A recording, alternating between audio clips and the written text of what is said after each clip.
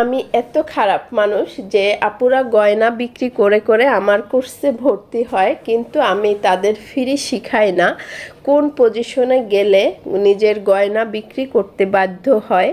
হ্যাঁ, তারপরও আমি কেন ফ্রি শিখাই না, আমার অনেক কাছের মানুষেরই আমার কাছে এই প্রশ্নটা। তো আজকে তাদের আমি প্রশ্নটা ক্লিয়ার করব কেন আমি কাউকে ফ্রি শিখাই না। হ্যাঁ, আমি আমার স্টুডেন্টদের অনেক বেশি ভালোবাসি এবং আমি চাই প্রতিটা স্টুডেন্ট মানে আমার কাছে যারা শিখে অবশ্যই স্বাবলম্বী হবে। আমি সেই স্বপ্ন দেখি, কারণ আজকের জায়গায় আসতে আমাকে অনেক অনেক অনেক কষ্ট করতে হয়েছে। হ্যাঁ, আমি চাই প্রত্যেকটা আপু আসলে জীবনের মানে খুঁজে পাক, যে জীবনটা কত সুন্দর, নিজের একটা আইডেন্টিটি থাকলে সেটার স্বাদ সবাই পাক, সবাই স্বাবলম্বী হোক, অবহেলিত না থাকুক। আসলে এটা আমি মন থেকে চাই। তো কেন আমি ফ্রি শিখাই না সেটা বলছি।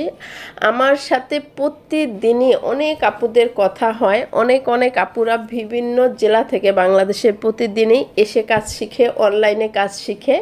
তো অনেকের সুখ দুঃখের মানে হচ্ছে কথা আমাকে প্রতিনিয়ত শুনতে হয়, অনেক কষ্টের কথা। কারণ প্রতিটা মেয়েই আসলে কোনো না কোনো কষ্টে আছে, কেউ একদম পরিপূর্ণ যে হ্যাপি এরকম না, তবে সবাই চায় সুন্দরভাবে জীবনে বেঁচে থাকতে।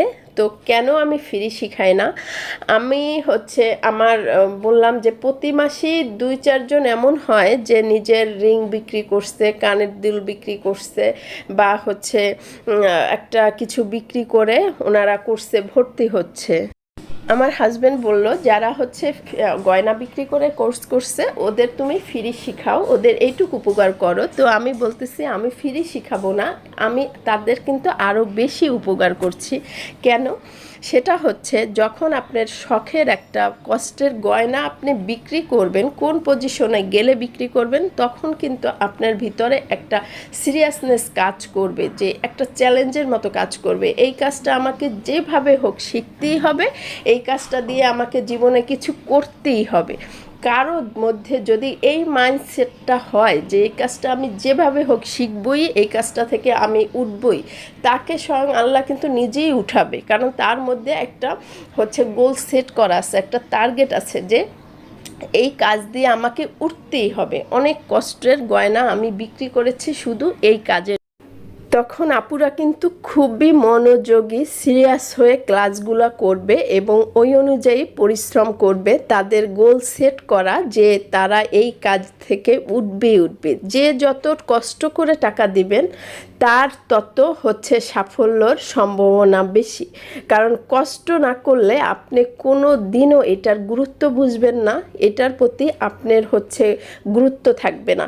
এখন ধরেন আপনাকে ফ্রি কেউ কিছু একটা দিল, সেইটার প্রতি আপনার কি গুরুত্ব থাকবে? সেই জিনিসটা যদি পচেও যায় আপনার কিন্তু মন খারাপ হবে না। কেন? কারণ ওটা তো আপনি টাকা দিয়ে কিনেন নাই, ফ্রি। যখন আপনি টাকা দিয়ে কিছু কিনে আনবেন তখন কি যত্ন করে রাখবেন না? সহজে কি পচতে দিবেন? আপনাদের কাছে প্রশ্ন, আমাকে উত্তর কমেন্ট সেকশনে জানাবেন। হ্যাঁ, যে কষ্ট যে যত বেশি করবে তার জন্য সাফল্য তত কাছে।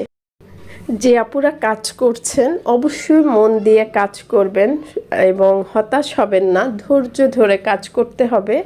ধৈর্যর ফল কিন্তু মিষ্টি হয়। আরেকটা কথা, যারা মনে করেন আজকে হচ্ছে কাজ শিখলাম, কালকেই হচ্ছে আঙুল ফুলে কলা গাছ কিন্তু একবার কলা দিয়ে মারা যায়।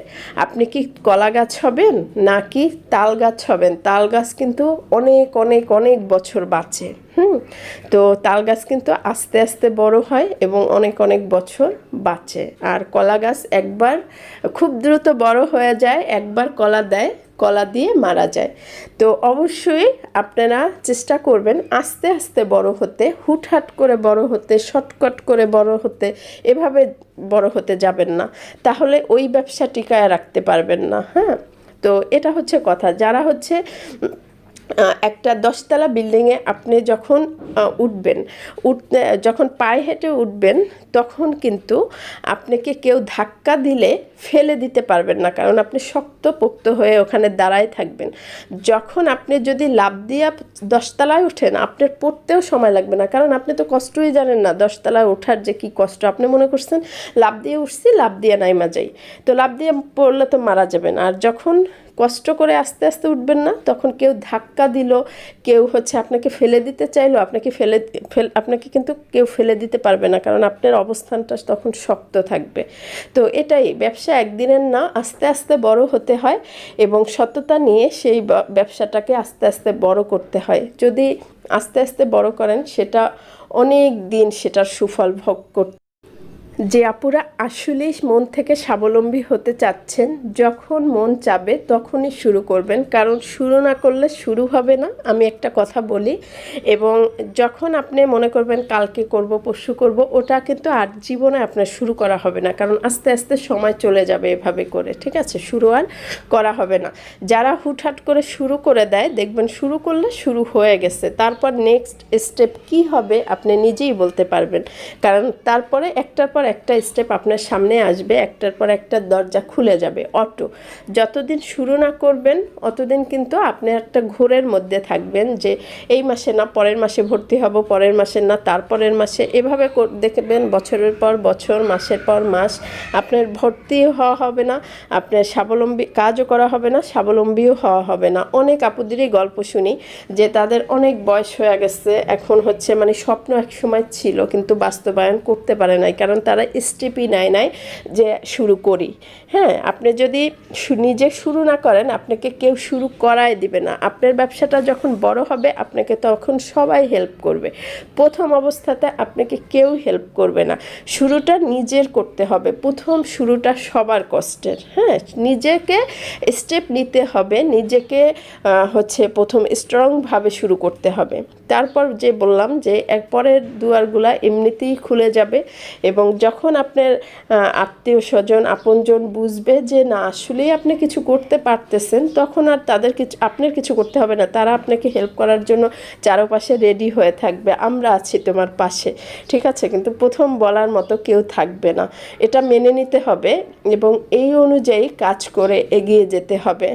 যারা কষ্ট পাচ্ছেন যে আমার পাশের মানুষটা আমাকে শুরু করায় দিবে, প্লিজ এই ভুল করবেন না, কারণ শুরুটা কিন্তু আপনাকে একার করতে হবে। হ্যাঁ, পরে সঙ্গী পাবেন। তো সবাই ভালো থাকবেন, অনেক কথা বললাম, সবার জন্য মন থেকে দোয়া, প্রতিটা আপুদের মনের আশাগুলো স্বপ্নগুলো পূরণ হোক। তো আপনারাও আমার জন্য দোয়া করবেন। সবাই ভালো থাকবেন। আসসালামু আলাইকুম।